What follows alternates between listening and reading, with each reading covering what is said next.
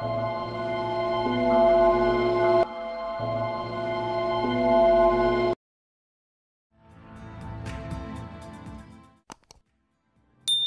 बच्चों, कैसे हैं आप? उम्मीद करता हूँ आप सब अच्छे होंगे। तो आज हम शुरू करने जा रहे हैं हिंदी सुलभ भारती छठी कक्षा का वो किताब। इस किताब में बहुत सारे चित्र दिए हैं जो आपको अच्छे लगते हैं। इस किताब की और क्या खूबी है हम देखने जा रहे हैं। इस किताब में 2 नंबर पन्ने पर हिंदी सुलभ भारती छठी कक्षा लिखा हुआ है और यहाँ भी बहुत सारे चित्र दिए हुए हैं। मोर है, मछली है और बहुत सारे चित्र हैं। मेरा नाम डॉट डॉट है, इस पर आपका नाम डालना है। 3 नंबर के पन्ने पर हिंदी भाषा समिति के नाम यहाँ पे दिए हुए हैं। उसके बाद 4 नंबर पन्ने पर भारत का संविधान दिया हुआ है। संविधान आप सबको पता है। उसके बाद 5 नंबर पन्ने पर राष्ट्रगीत दिया हुआ है। उसके बाद प्रतिज्ञा दी हुई है, ये सब आपको पता है। और उसके बाद प्रस्तावना है। प्रस्तावना के बाद 2 शब्द इसमें बहुत सारी जानकारी है।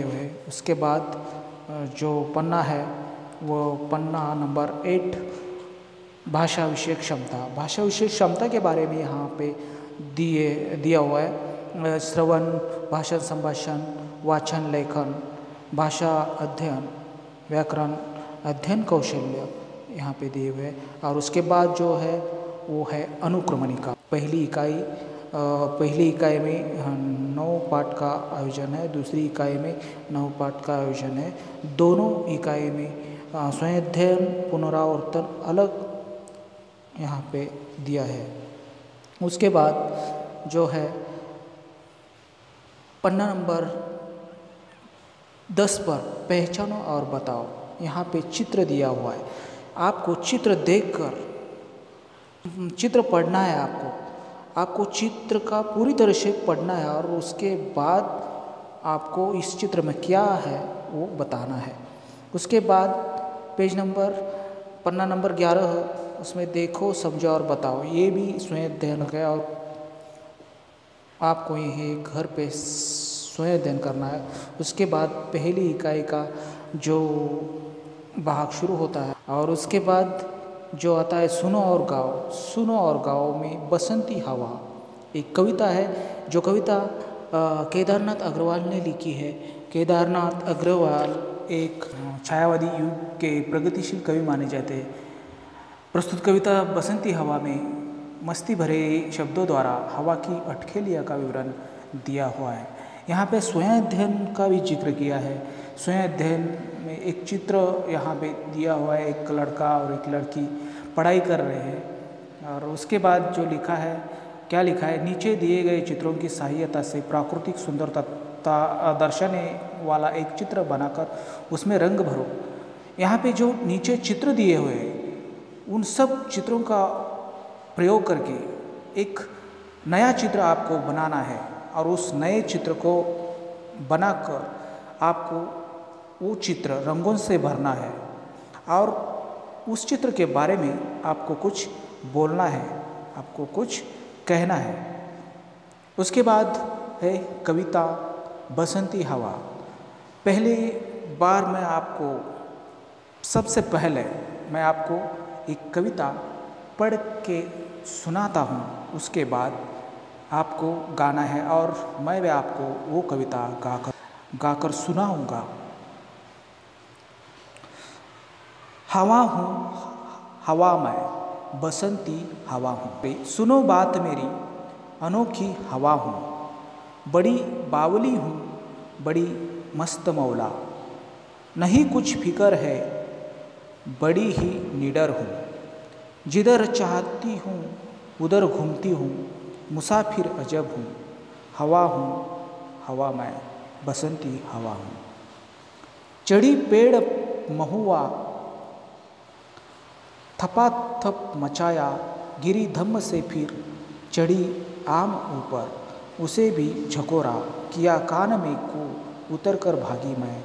हर एक खेत पहुँची वहाँ गेहूँ में लहर खूब मारी। हवा हूँ हवा मैं बसंती हवा हूँ। इस तरह मैंने एक कविता पढ़ी है, उसकी पढ़ाई की है। उसके बाद मैं इस कविता को गाना चाहता हूँ। उसके बाद आपको गाना है, आप सबको गाना है, लेकिन आप मेरे सामने नहीं है तो आप ये कविता सुनकर अच्छी तरह गाइएगा। तो बच्चों, बसंती हवा एक कविता अब मैं गाने जा रहा हूँ। पहले एक कविता गाऊंगा और उसके बाद आप सबको गाना है। तो शुरू करें। हवा हूँ हवा मैं बसंती हवा हूँ, सुनो बात मेरी अनोखी हवा हूँ। बड़ी बावली हूँ बड़ी मस्त मौला, नहीं कुछ फिकर है बड़ी ही निडर हूँ। जिधर चाहती हूँ उधर घूमती हूँ, मुसाफिर हूँ अजब हूँ हवा मैं। हवा हूँ हवा मैं बसंती हवा हूँ। चढ़ी पेड़ महुआ थपा थप मचाया, गिरी धम्म से फिर चढ़ी आम ऊपर।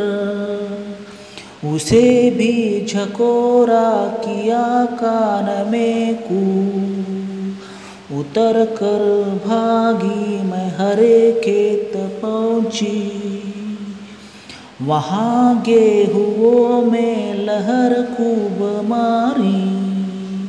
हवा हूँ हवा मैं बसंती हवा हूँ।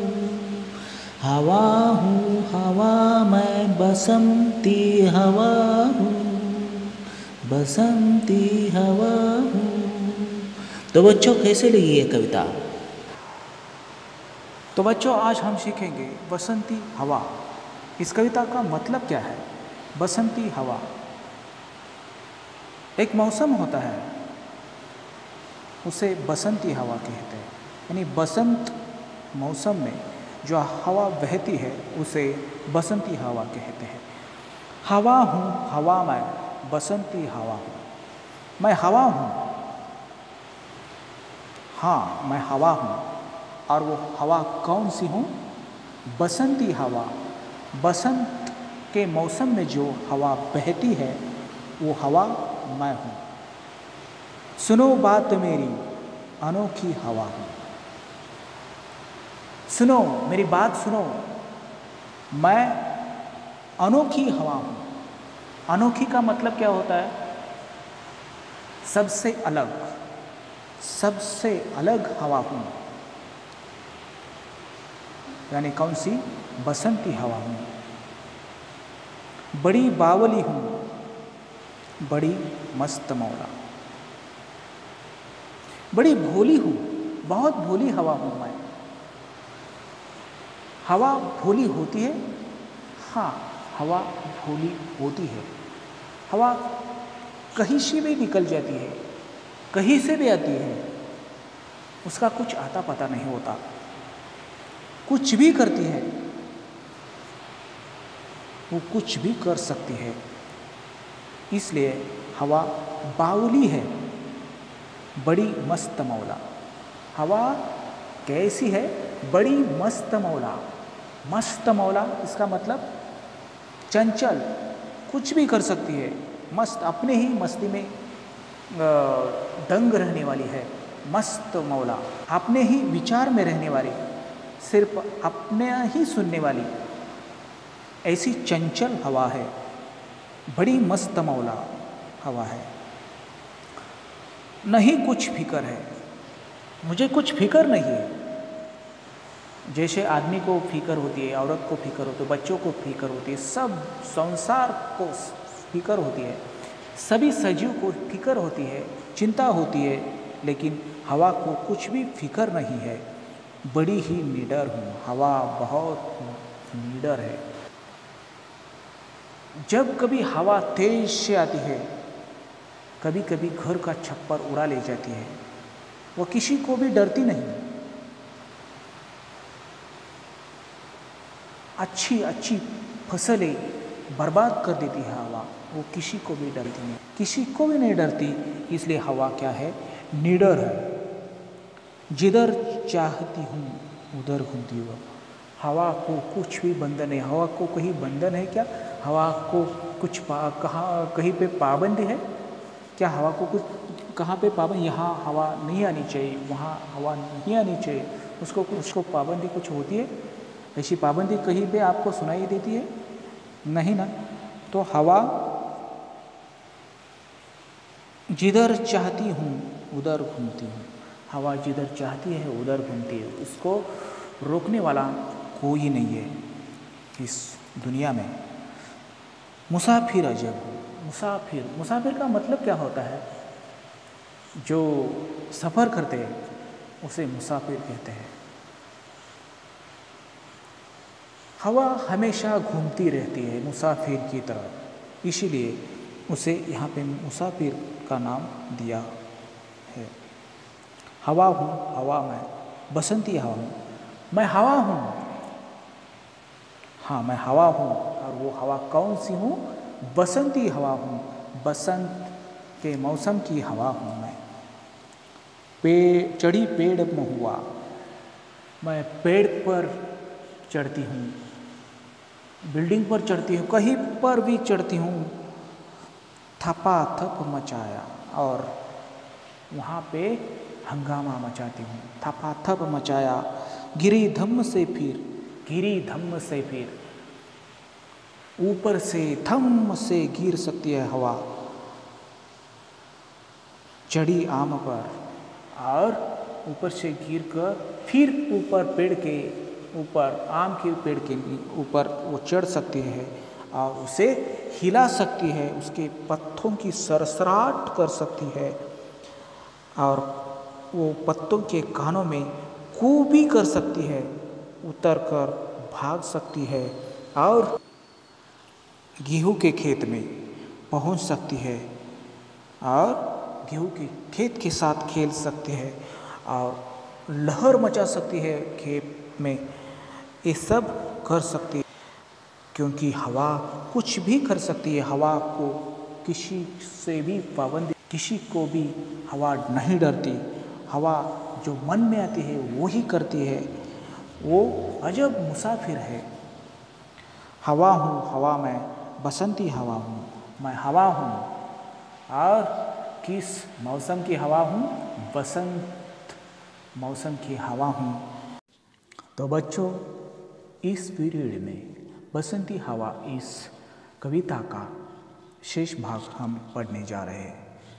पहले हम इसको पढ़ेंगे, बाद में उसको गाएंगे। पहर दो पहर क्या, अनेकों पहर तक, इसी में रही मैं खड़ी देख अलसी, लिए शीश कलसी, मुझे खूब सूझी, हिलाया झुलाया गिरी पर न कलसी, इसी हार को पा हिलाई न सरसों, झुलाई न सरसों, हवा हूँ, हवा मैं, बसंती हवा हूँ।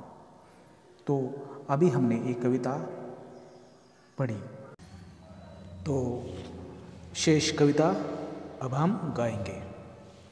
पहर दो पहर क्या, अनेकों पहर तक, अनेकों पहर तक, इसी में रही मैं खड़ी देख अलसी, लिए शीश कलसी, मुझे खूब सूझी, हिलाया झुलाया गिरी पर न कलसी, किसी हार को पा हिलाई न सरसों, झुलाई न सरसों, हवा हूँ, हवा मैं, बसंती हवा हूँ, हवा हूँ, हवा मैं, बसंती हवा हूँ। लेकिन इस कविता का मतलब क्या होता है? पहर दो पहर क्या अनेकों पहर तक, इसी में रही मैं। पहर दो पहर क्या, बहुत पहर तक। पहर का मतलब प्रहर, सुबह। एक प्रहर नहीं, बहुत प्रहर तक मैं इसी में रही, मैं यही रही। खड़ी देख अलसी, लिए शीश कलसी। अपने सिर पर गिगरी लिए हुए औरत को देखी, उस सिर को हिलाया झुलाया, लेकिन उसके सिर से वो गिगरी, वो कलसी कभी गिरी ही नहीं। इसी हार को पा हिलाई न सरसों, झुलाई न सरसों। हवा हो हवा में, बसंती हवा। मैंने उस औरत की गिगरी गिराने की कोशिश की, लेकिन वो गिगरी नीचे नहीं गिरी। इसी हार को मैंने पाया, इस हार को मैंने स्वीकार किया। अलसी सरसों का मतलब तिलहन के प्रकार है, कलसी का मतलब गिगरी होती है। और ऐसी मैं हवा हूँ। मैं कुछ भी कर सकती हूँ, लेकिन मैंने उस औरत के सिर के ऊपर जो गिगरी होती है वो मैं गिरा न सकी। पहर दो पहर क्या अनेकों पहर तक, इसी में रही मैं। बहुत सी सुबह मैं इसी में रही हूँ। मैंने बहुत सी ऐसी औरतें देखी जो अपने सिर पर कलसी लिए हुए चलती है, लेकिन मैंने उस कलसी को गिराने की कोशिश की, उसे हिलाया डुलाया, लेकिन मैं उसमें कामयाब नहीं हो पाई। इसी हार को मैंने पाया, इस हार को मैंने स्वीकार किया। हवा हूँ हवा में, बसंती हवा मैं हवा हूँ। और कौन सी हवा हूँ, तो बसंत मौसम की मैं हवा हूँ, मैं हवा हूँ।